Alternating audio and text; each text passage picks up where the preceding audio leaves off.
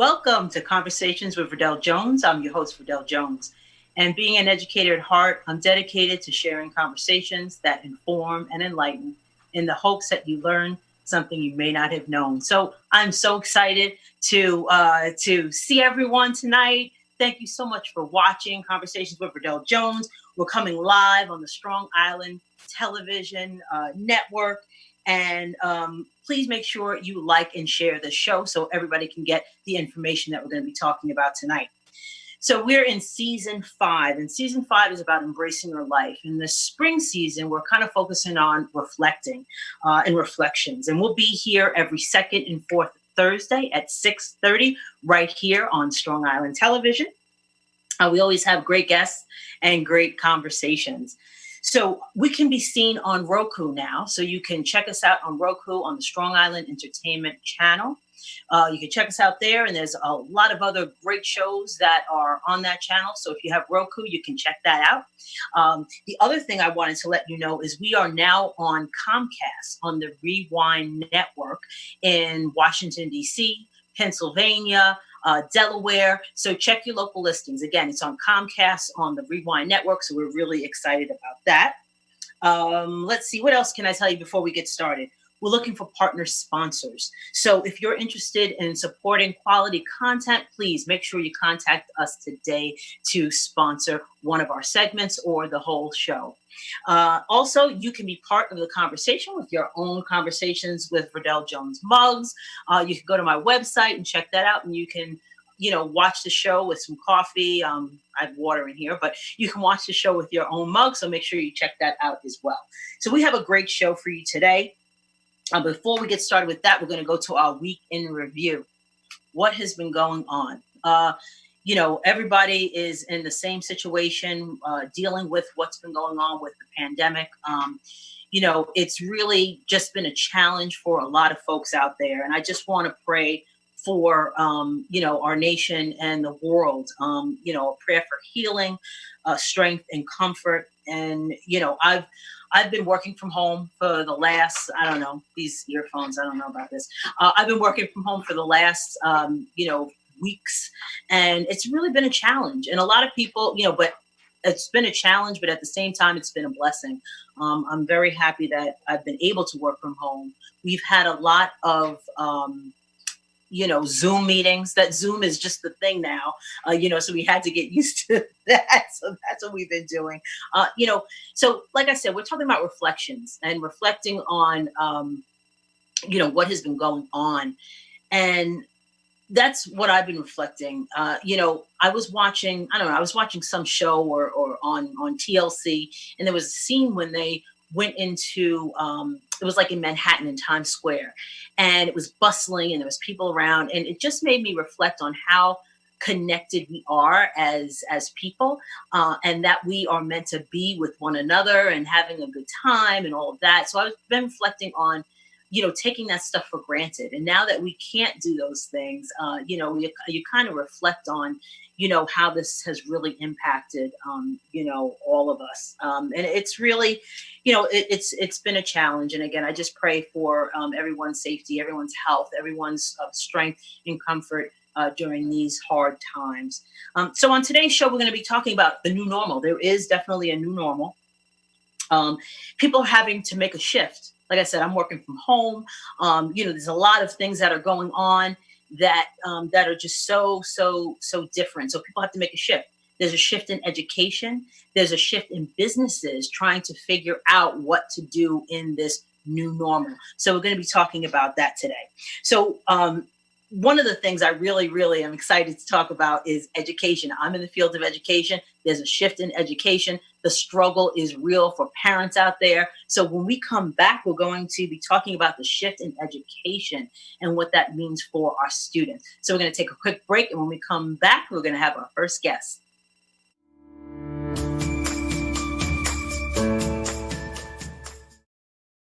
Yeah.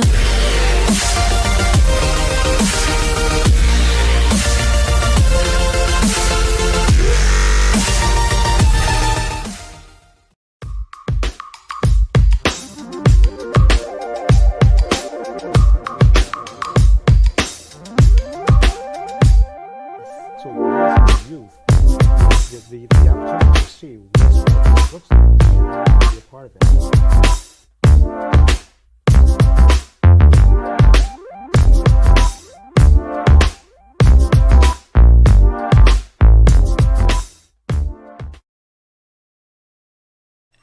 And you're on.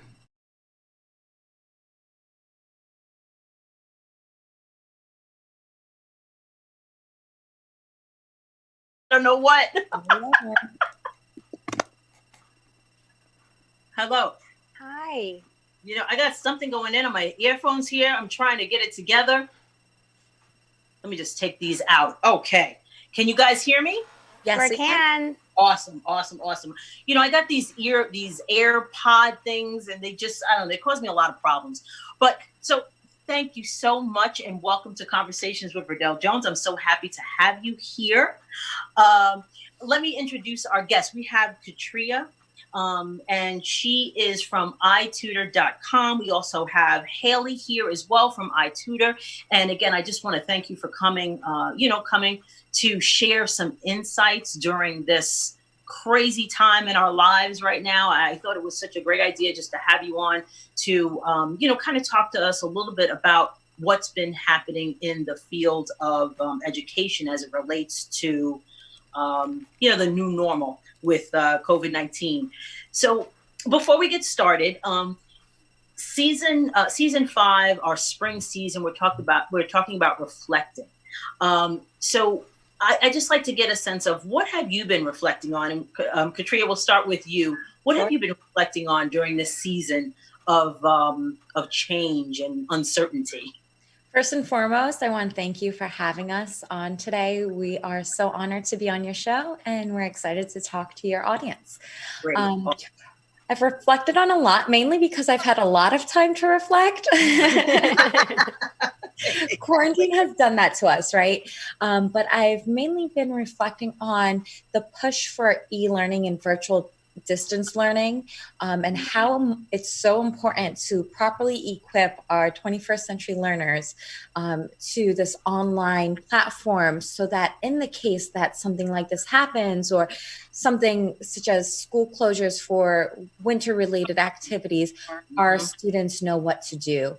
And I think it's so important to make these digital natives aware of this distance learning, and really, they're the ones that are going to pioneer this. So we really need them ready and equipped for this ever to happen again.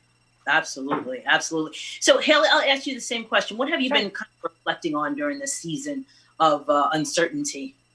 Yeah, it's funny because our team talks about this a lot, just thinking back and bringing our own experiences to the table. And, I've been reflecting a lot on my time working in Harlem and the Bronx, and with populations of students for which school closure is a pretty dramatic and potentially very damaging, both intellectually and emotionally, but also on a very personal level for them. And so I've been thinking a lot about the communities that I've worked in, my former students, many of whom I talk to on a regular basis, but just what this means for them and how the impact for students in underserved communities, it really widens some of the disadvantages that they're already experienced due to a variety of factors. So that's kind of where my reflections are today. And obviously it ties into the work that we do because of access points and whatnot, but it's been a heavy thought process. Right. Yeah.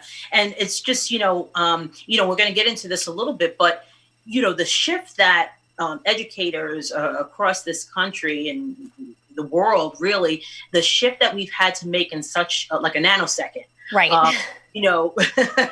Really fast. Right. Really, really fast has posed so many, different challenges.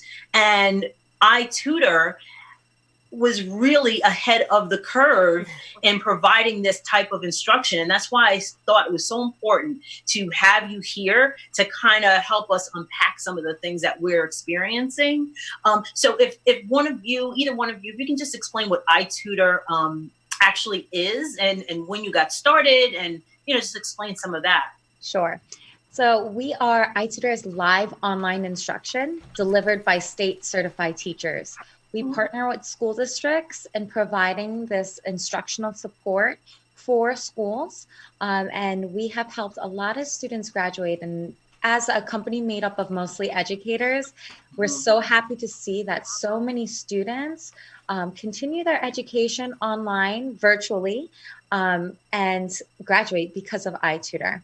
Yeah. We have been in business since 2014. We started off with 2 schools, and fast forward to 2020, we are now nationwide, serving over 750 schools nationwide. I remember when you guys started. That is amazing.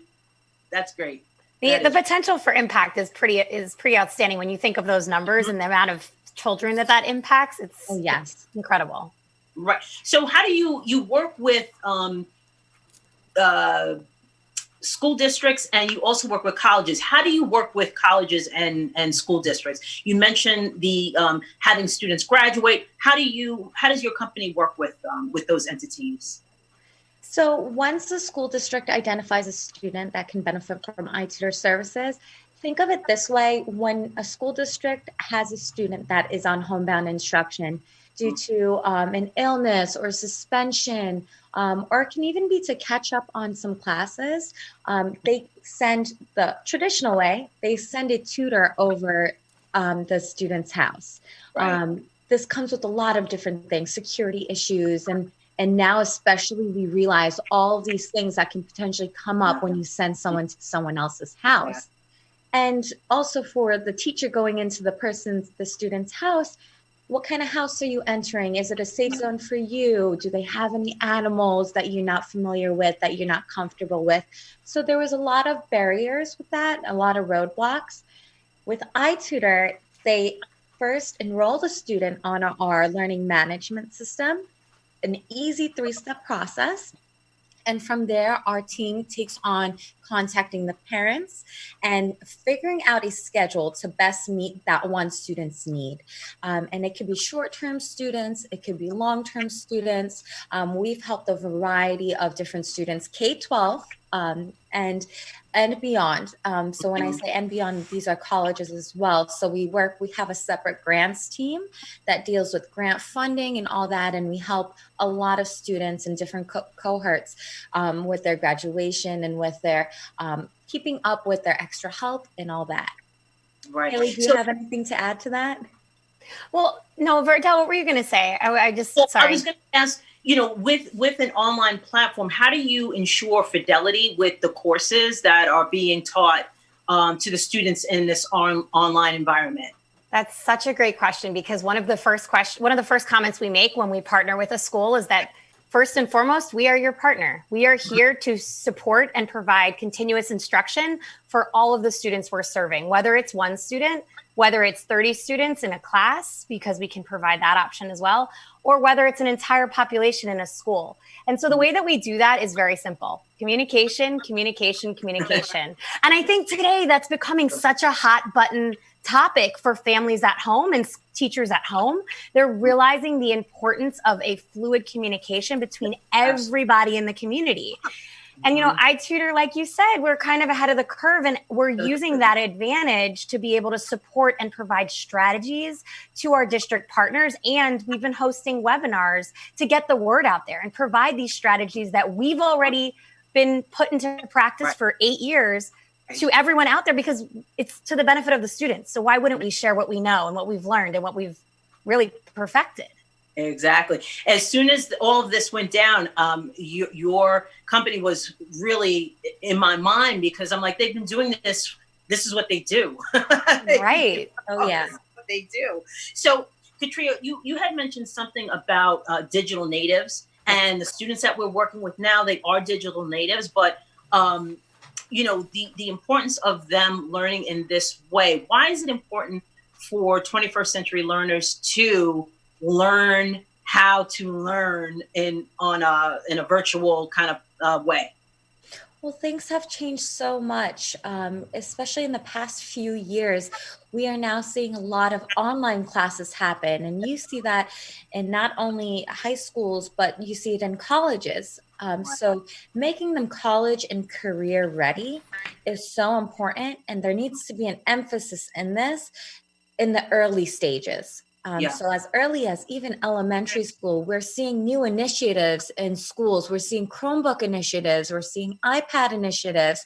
And it's so nice to see this because it shows that we are forward thinking and we are thinking in terms of the world changing nowadays and how much technology has impacted our education space and how much we need these students of ours to be familiar with the technology inside and out. So that way, when it comes to them picking a career or picking a college, they know exactly what they want and how to maneuver it.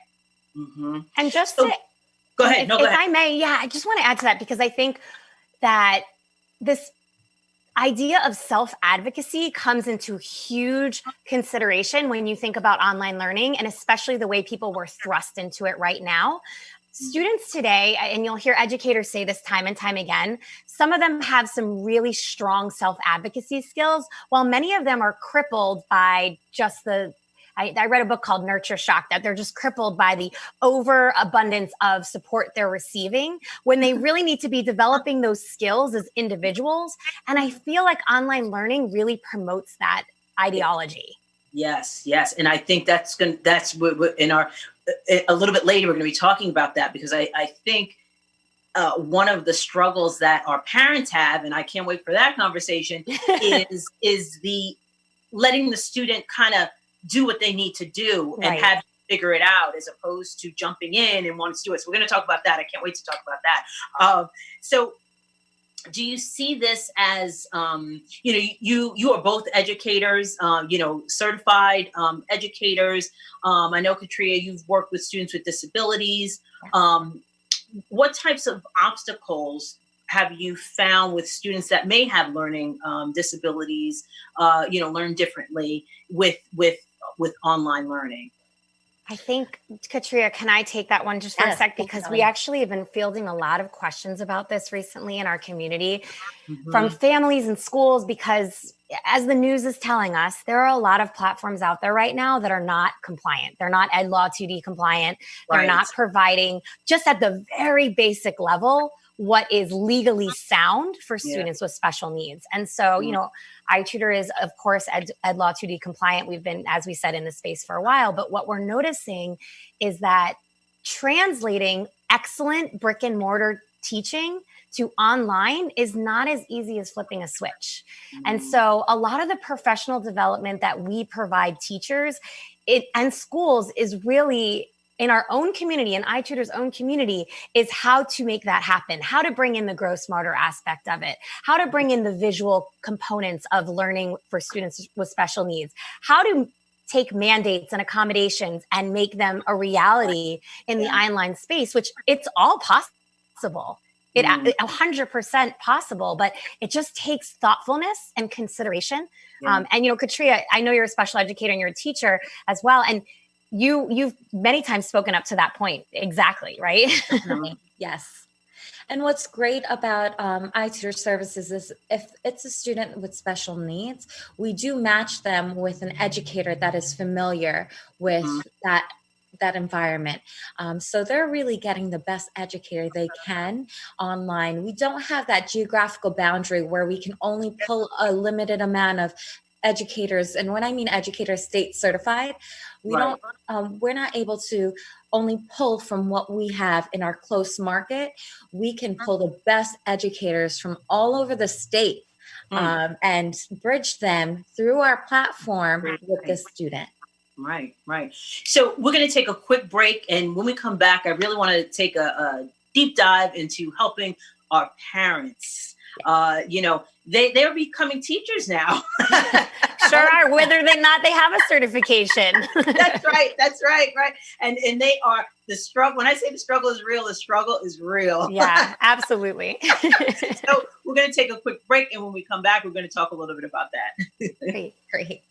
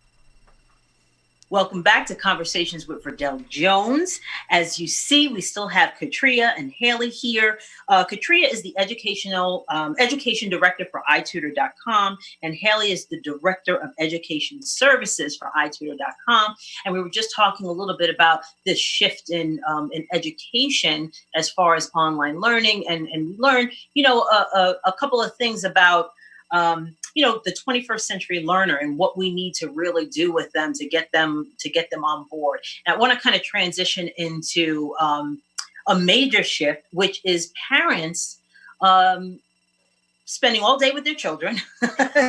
Yes, all day. And on top of that, they have to kind of intercede into their education and help them along with, with this online or virtual learning. And I've talked to a lot of parents, and they really, are struggling with some of the aspects of that. What do you think is the biggest? Well, the first thing is how is a virtual learning experience, online learning experience, different from your chalk and talk kind of setting, and how can we help parents understand that it's not the same, and teachers as well? Absolutely. So the first and foremost, that you have to get kids online, right? If they don't sign online, if they don't sign into the class or into the asynchronous message board, you've lost it. You don't have the opportunity to teach them. And in a school, if the kids get on the school bus in the morning, or if they get in the car with their parent or their family member and they get driven to where they need to be, they will arrive, and the learning through osmosis or some other process will happen. Right, exactly. It's that easy. I'm sure every educator would agree. But with online learning, you have to physically get the students into the platform and into the environment that the school is offering. Right. And I think that hurdle can be a challenge. And so, I mean, when I think about parents, I think about my friends, I think about my colleagues and our children. It's really important that people get comfortable with whatever that environment is first. Right. Because it's different. So you want to practice whatever the environment is when it's low stakes, when there's no deadlines, when there's no live face-to-face. If you have the opportunity, teachers need to feel comfortable, the students need to feel comfortable, and the parents. So getting that opportunity to practice, whether you have to advocate for that as a parent with your child or not, could be really huge. Yeah. And what we did in our district is we took baby steps, and it's just what you said. It's like, okay, first of all, some teachers need to know what a Google Classroom is. Some teachers use it, but some did not. Right. They need to know how to have a Google Classroom, and what to do with that.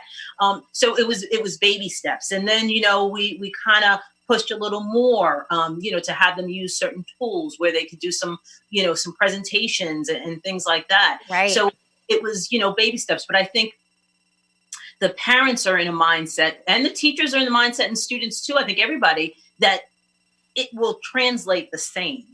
Right. And it doesn't. No, it doesn't. And part of that is that the brain works differently depending on the setting that you're in, whether you have social interactions. One of the reasons why I think a lot of families and schools gravitate to iTutor is because you can meet with the teacher face to face. With some platforms, you're really just expecting students to complete work completely independently. They don't get to ask questions in a live format. They can't knock on their teacher's door at lunch if they have a question.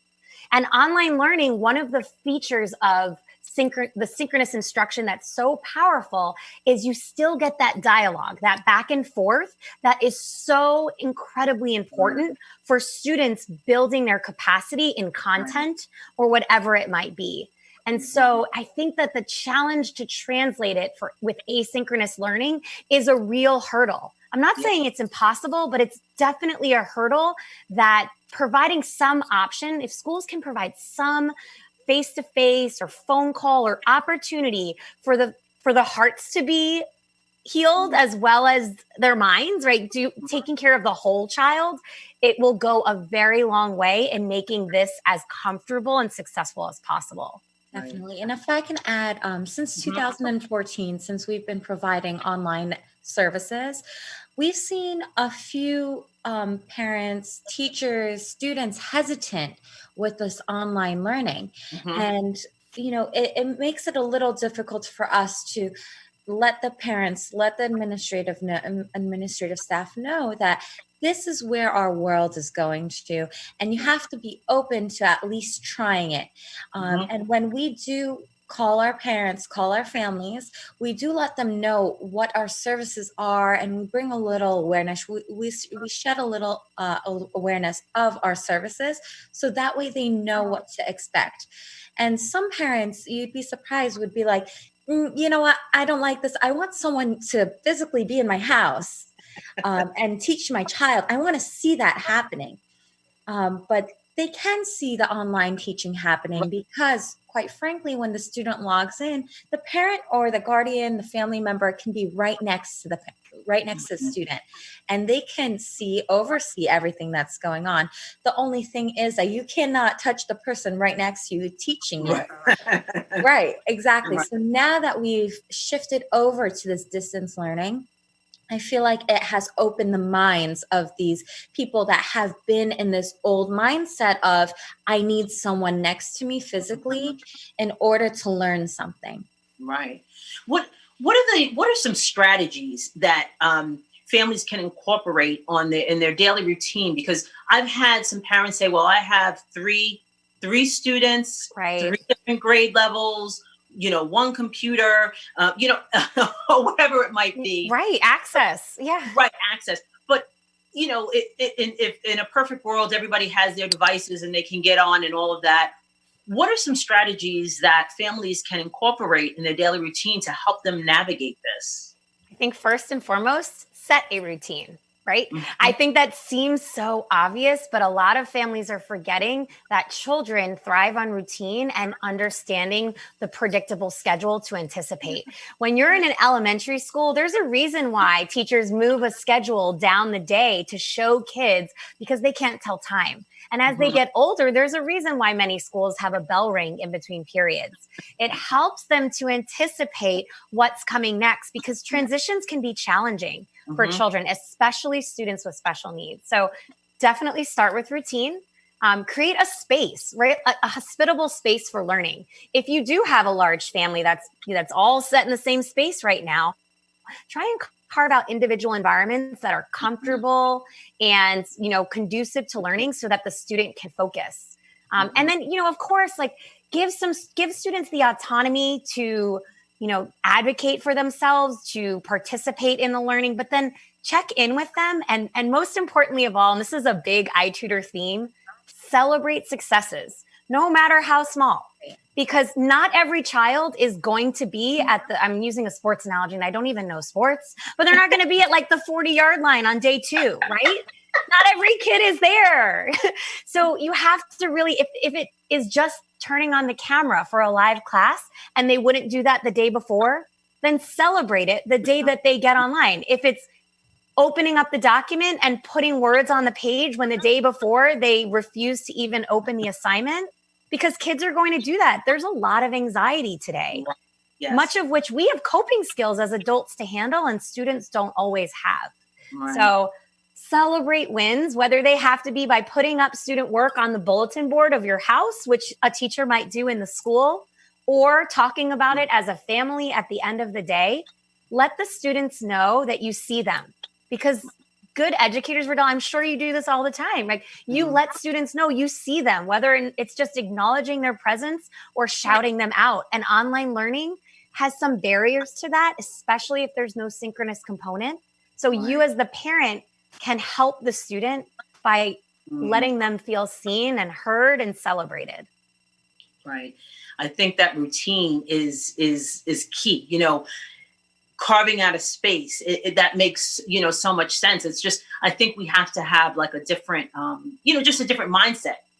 Absolutely. And And this is not what we're used to. And parents are straddled with a lot of responsibilities now too. Many are trying to juggle working from home and manage their children. And Right. it's a lot. Like as adults, we have a lot of weight on our shoulders right now. So I know this sounds like a little much, but I also have been telling all of our partners, like, give yourself grace. Like recognize that while we can't expect the children to learn it in a minute, it takes time for us to adjust as well. And to recognize that if you're doing the best you can, that's the best you can do. And that's amazing. Right. Yeah. And teachers are, by nature, I think, perfectionists. Oh, yes.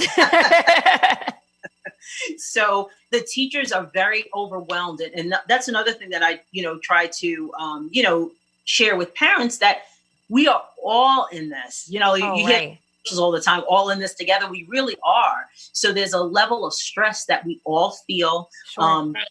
And people just need to understand that everybody is feeling, that anxiety or, I can't get this perfect, but it's okay. And I think people need to, breathe a little bit, and sit in it a little bit. It sounds like your school community is really lucky to have a leader like that, because that's so important. I'm sorry, Katrina, I didn't mean to cut you off. Okay. I was just going to briefly say that learning curve also is there for a lot of these educators to get familiar with these Google Classrooms or Zoom classrooms. They didn't have enough time. And as you mentioned before, everything moves so quickly that they didn't have time to practice this during a school day or practice this during their entire classroom, having them log in, having them log out. So there is a learning curve. And as we work together to get over it, it'll only get easier as time goes by. It will. It definitely will. Is there a way for parents to kind of make sure that their students are doing what they need to do within this virtual learning space? Are there any tips or strategies? I know it might depend, it depends on the parent, of course, but what are some things that they can kind of look at to see that, their child is doing what they need to do? I think it really depends on the school. And like you said, the platforms they're using. Many schools are rolling out parent portals for them to log in and access information. Okay. For schools that aren't providing that option, I mean, parents can advocate as well. Is there some way to provide that for us? Can we have office hours with the teachers maybe every other week or every month without overburdening? But then at the end of the day, a lot of this is going to come from conversing with your child. And, you can't create a perfect relationship between parent and child overnight, especially in the midst of a crisis.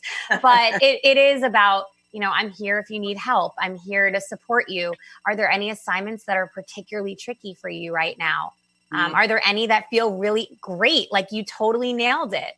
And I think that opening that dialogue in a low stakes way without a lot of pressure is bound to get results, so parents can get more of a glimpse. Some platforms have a lot of openness where you can see right into the window of what's happening with students, and that's ideal, of course, but not all do. And speaking to the iTutor platform, one of the many benefits that are tied into using iTutor is the classes are recorded. So if a student can go back and replay any class that they've had in the past. The parent can go back and replay any class that their child has had in the past. And that repetition could be so important for a lot of students, whether it be studying for an exam that they have up and coming, or if it's, I didn't quite get something, let me go back and replay so I can watch it again and kind of grasp it a second time or third time around. And that's a question that parents can also, like you were saying, parents can reach out to the teacher too and say, hey, does this happen? It might not, but that's a question that they can definitely ask. Absolutely. They also might want to be asking if the grading system is different for the last quarter. Has the school adjusted its grading policy? Because many have, to really acknowledge the fact that this is different and there are constraints on time. And I think that's a really important question they can ask or have the student ask so that they could be familiar with where's the goal line. Again, going back to that sports analogy I should not be making, like where is the goal line? And if I want to make it there, what do I need to do? What are the criteria for success so that I could be successful in this class? So does iTutor provide any individualized counseling? Do you just work with districts or can you work with individuals? How does that work? We do work with school districts. If a school district does recommend a personal family that needs the support, we'd be more than happy to reach out to that family and support in any which way that we can. But our primary focus has been working with school districts and partnering with school districts. And the school districts really identify what students will benefit from iTutor services. Okay. So how can people reach out to you if they have any questions about anything that we discussed? Is there a way for them to contact you? Yes, of course. You can definitely contact Haley and I. I believe, Verdel, you have our information in the informative flyer that you had going around. Yep. Or you can contact us at learnmore@itutor.com, and we'd be more than happy to reach out. Hey. Well, I want to thank you both for being a guest on Conversations with Verdel Jones. A lot of information that was shared, valuable. And I want to thank you so much again for being a guest. And we're going to take a quick break. And when we come back, we're going to talk to an entrepreneur who's making a shift in her business and helping her community at the same time. Thank you guys so much. It was a pleasure. Thank you. And Right. pleasure to be here. Okay, take care. Bye-bye.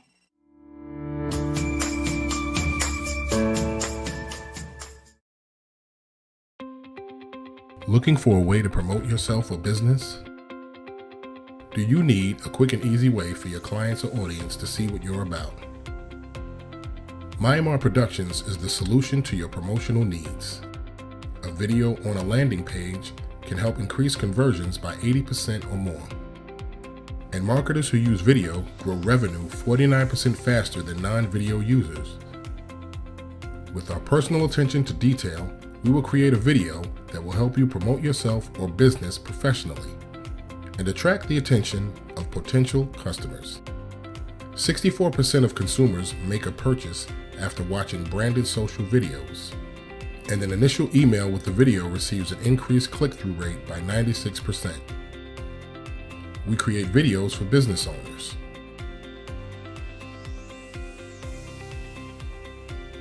authors,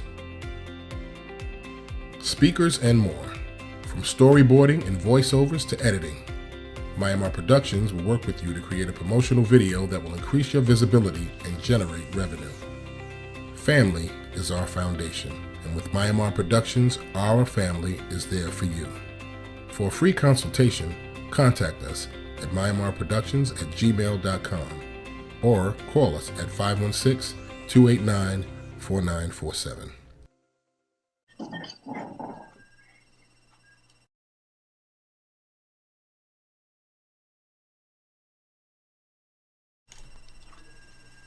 Welcome back to Conversations with Verdel Jones. As you see, I have my next guest here, Margarita Clark. She is the CEO and founder of Jump Ride. So welcome to the show.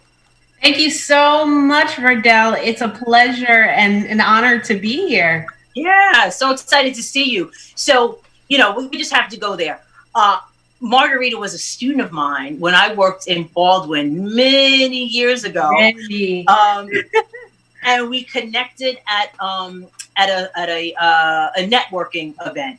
Mm-hmm. And it was just a pleasure to see you and to see, what you've been doing, and you're an entrepreneur, in helping your community. So this is so exciting, and it is really a pleasure to have you on the show.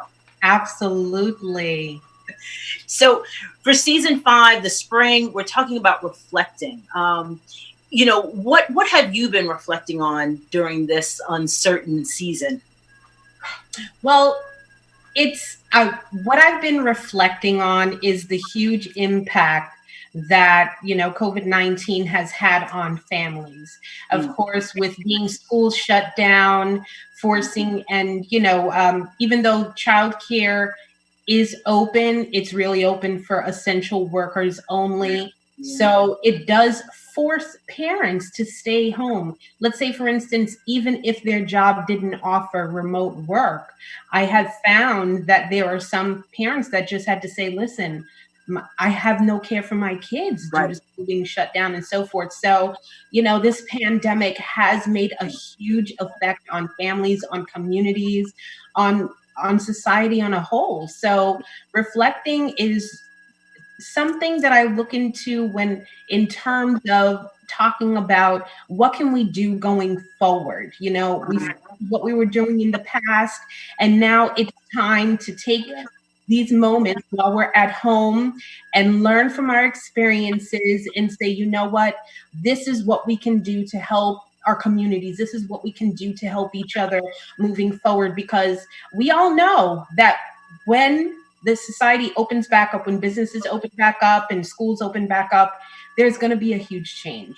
Right. You know, health risks have heightened. You know, we're going to be a lot more aware of being social, even though we will be allowed to be social. We're going to be a little bit timid about it. So things are going to change. Things are going to change. Yeah, exactly. It's just amazing how in such short period of time that things change. It really is. It's something else. So you're the CEO and founder of Jump Rides. Tell everybody what Jump Rides is and why you decided to start this business. Absolutely. So Jump Rides is rideshare for kids. It's actually the first and right now the only rideshare for kids in Long Island. Love it. And I can say that proudly as a Long Islander. How the company started about was I've been in childcare for, over 10 years.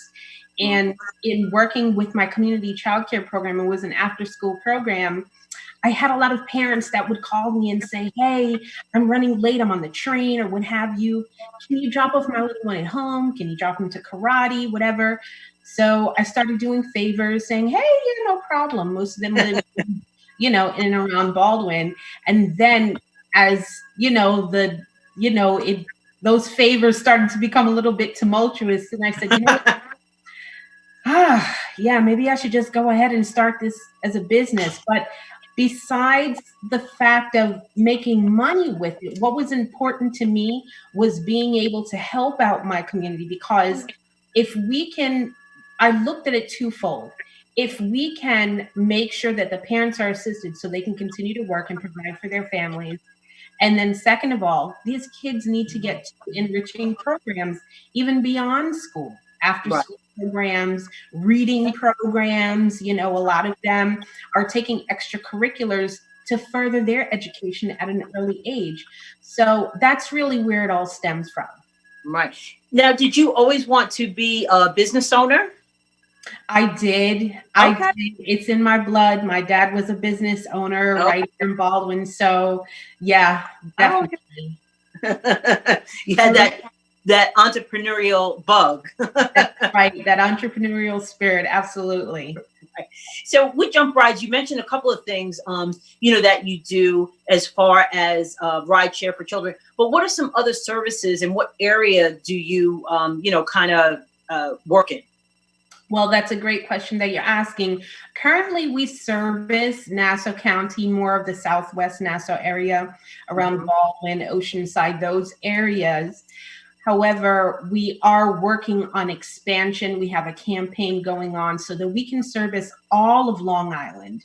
We also have a big calling, a lot of demand, I would say, for the Queens area. I guess a lot of folks have heard and said, I need you to pick up my kids. I have one Queens customer that says, I need you to pick up my kids. So that's where we are servicing right now.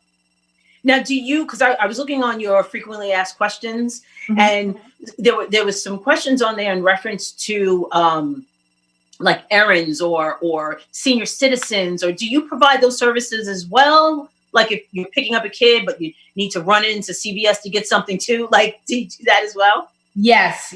Oh, I'm sorry. I forgot to follow up to that question. Yes. So besides transporting kids to and from school or after school activities, we have what we call family transport. So let's say, for instance, a whole family has to get somewhere at one time. The dad needs to get to the train station for work. Mom needs to go to work or the airport. Kids need to get to school. One driver can pick up the whole family, drop off everyone where they need to go. Maybe grandma's in the car for a doctor's appointment. That reduces our carbon footprint, and it helps with work opportunities for these drivers that are actually already on the road, but they're servicing their own community. So that's a plus. Interesting. So what with the COVID-19, how have you had to change and shift your business?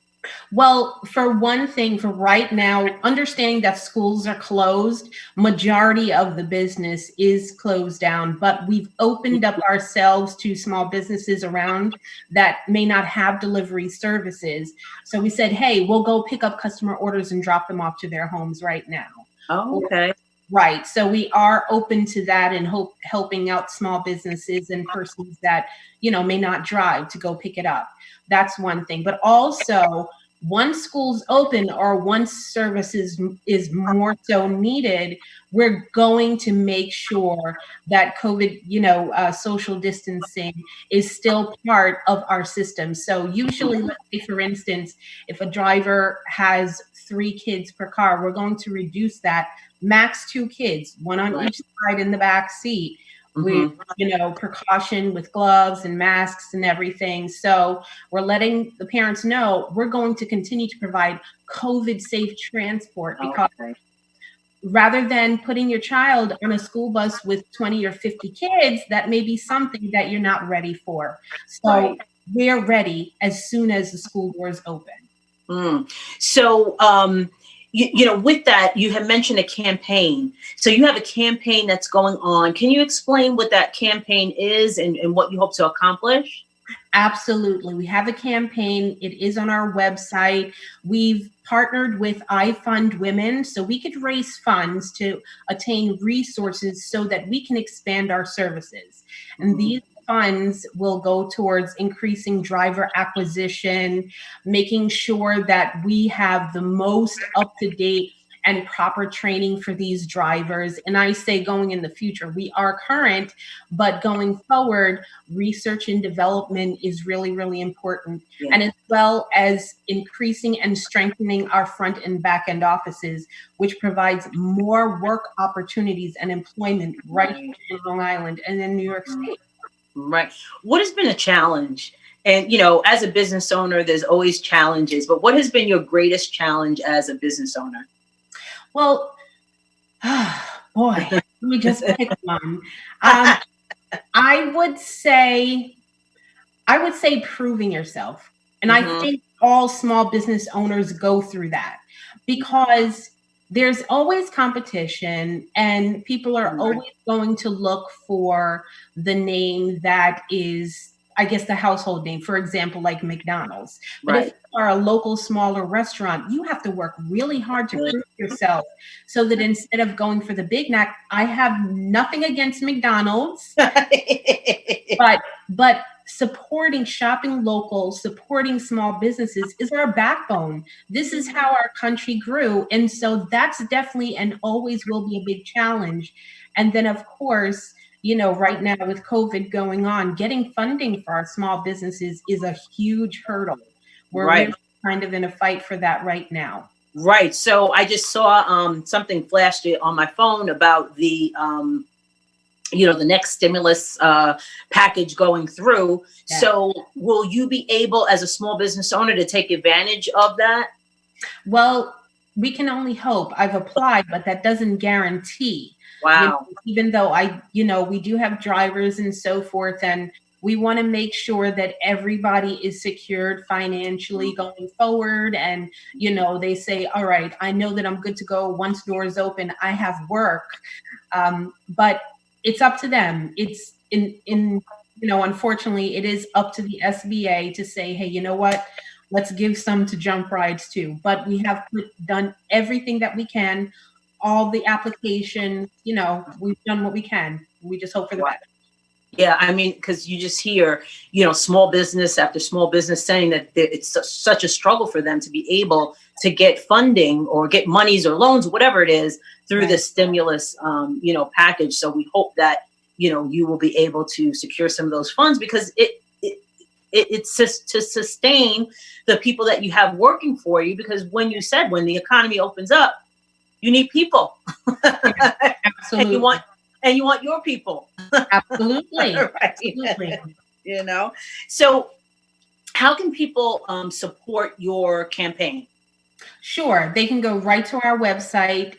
It's jumprides.com. If you can see it on my shirt, or it's jumprydz.com. You'll see right at the top of the page, IFW campaign. It gives you information on what we're raising funds for. And just so everybody knows, we're giving things back in two ways. So usually for a crowdfund, you just give and we just say thank you. We have rewards attached to it. We're going to have a party to celebrate our supporters. We have t-shirts. We have a lot of giveaways and things. We're soon going to be releasing customized masks. So, you can get that. So a lot of, give backs. And also we've partnered with a local 501c3 organization called 3D Aftercare Inc. They help the community tremendously. So we are giving 10% of whatever we raise in our crowdfund to 3D's Aftercare so they can continue to help the community. That's awesome. What's the best thing about your business? I would say the best thing for me is the satisfaction of seeing that a ride is completed, because I see two things. I see, number one, that a driver was paid, and that makes me feel good. We were able to help their household. And number two, we got a child from A to B safely, securely, and then the parent rebooks so that says, hey, I trust you, Gemma. They trust you. Right. I trust you. Absolutely. So is there for this COVID season and being a business owner, are there any words of wisdom that you can give other business owners out there, words of encouragement to just keep it going?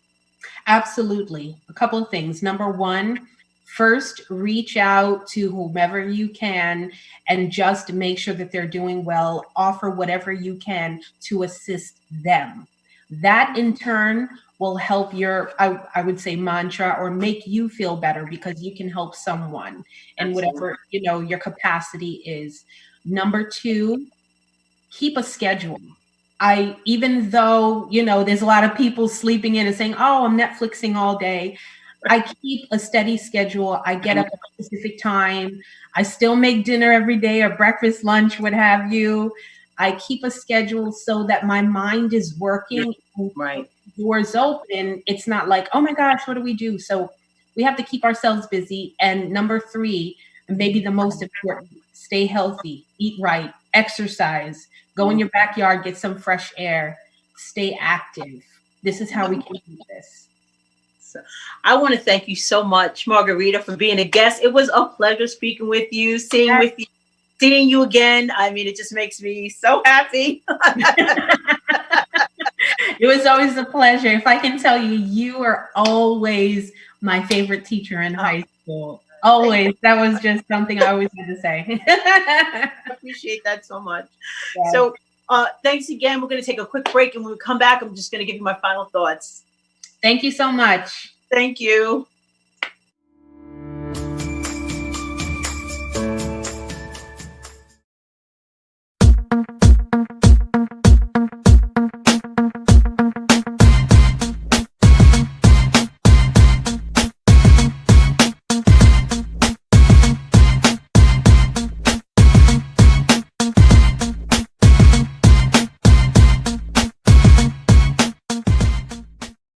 Hello, my name is Maya Jones, and I am the editor-in-chief and founder of Shades of Long Island.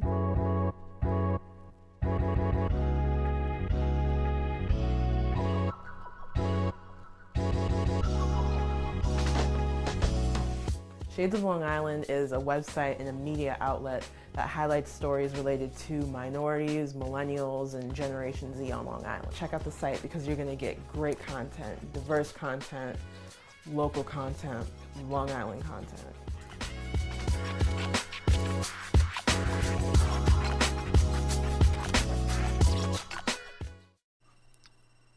Okay.